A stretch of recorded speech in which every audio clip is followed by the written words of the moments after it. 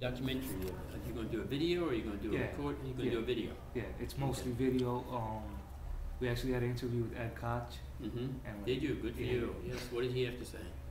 He explained a lot about like how the city got back on its feet and how like he contributed greatly. And I'm sure he took all the credit for it. Very good. That's Ed Koch. Yes, I know him. Did you talk to anybody from the Beam administration? Couldn't get a hold of anybody from that. Really? Yeah. There must be some deputy mayor still around. Well, if we could, that would be. Did you try to track them down?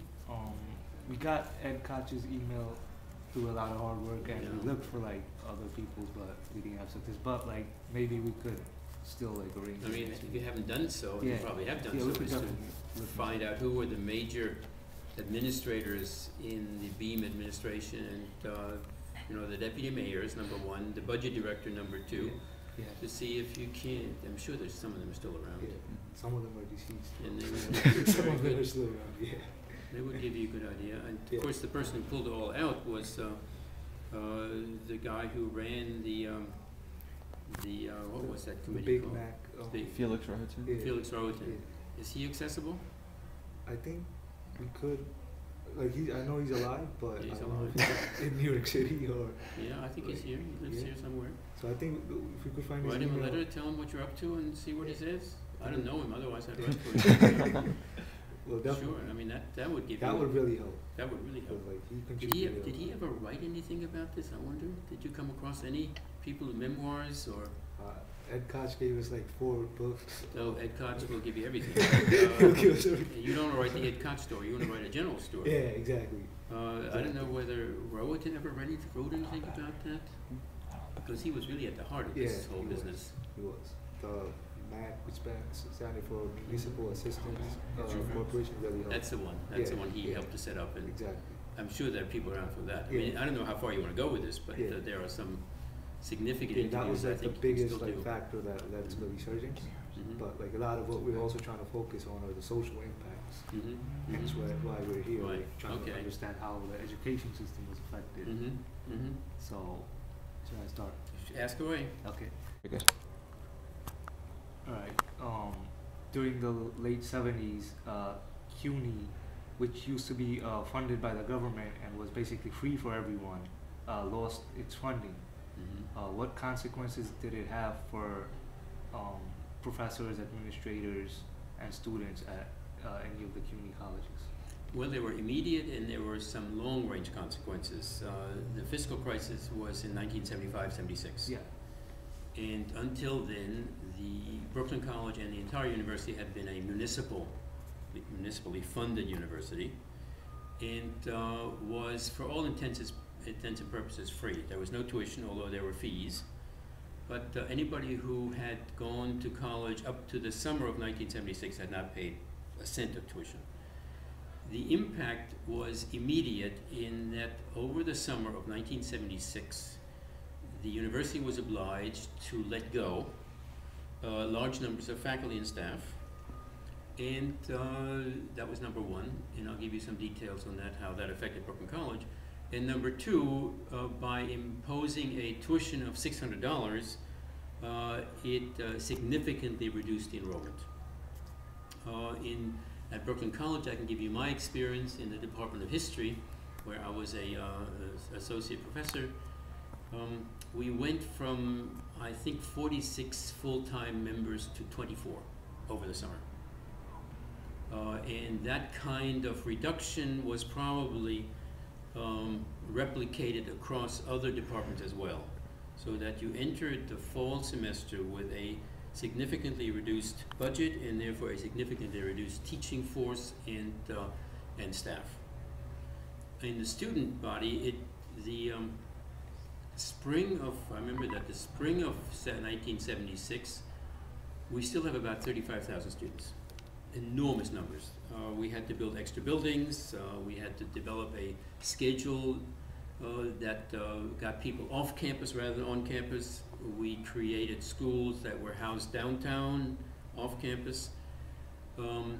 By the fall, this had dropped significantly by probably 10,000. By 1980, we were down to 13,000 students. from 35 to 13,000 over the course of about 4 years.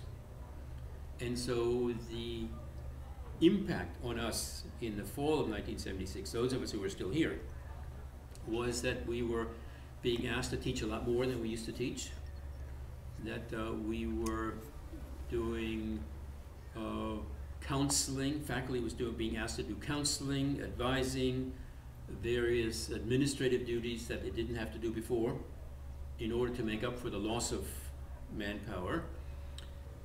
We were asked to take larger classes because of the loss of manpower. And so, by and large, I think that in that first 2 years, when we're trying to recover from this impact, the impact of the teaching was probably compromised. We were not as good at teaching larger classes or as many classes as we had to as we were before. When I came in 1973, we all had carried a burden of maybe whatever it was, 5 courses which were reasonable size. And it was good teaching experience, very good teaching experience. After that, we had classes of 45, 50. We had 5 or 6 of them. And I remember having to assume some administrative duties, so I didn't teach all the courses. But I do remember that we were being asked to take on a lot more than we did before.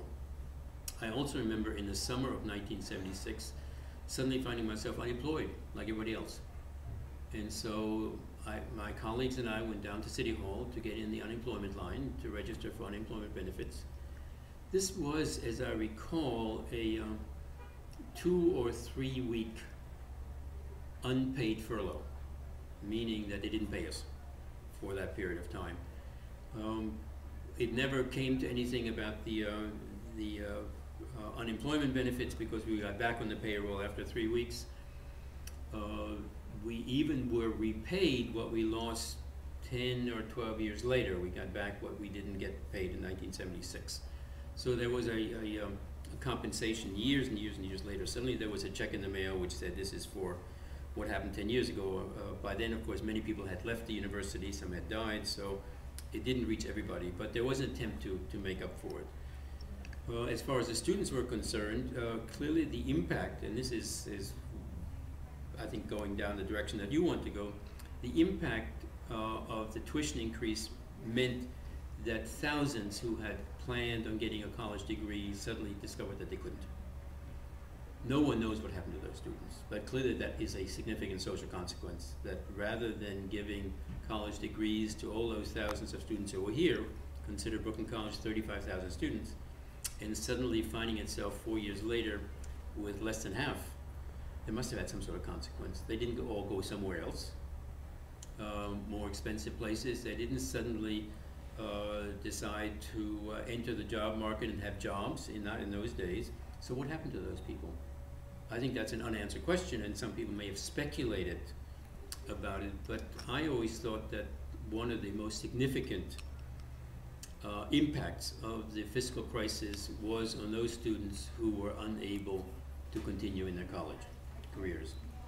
And surely something must have happened to these people who had great ambitions, who were motivated, who wanted to get a college degree and suddenly couldn't afford it. To me, it's an unanswered question, but I think that there were significant consequences of one sort or another. And I would guess that the unemployment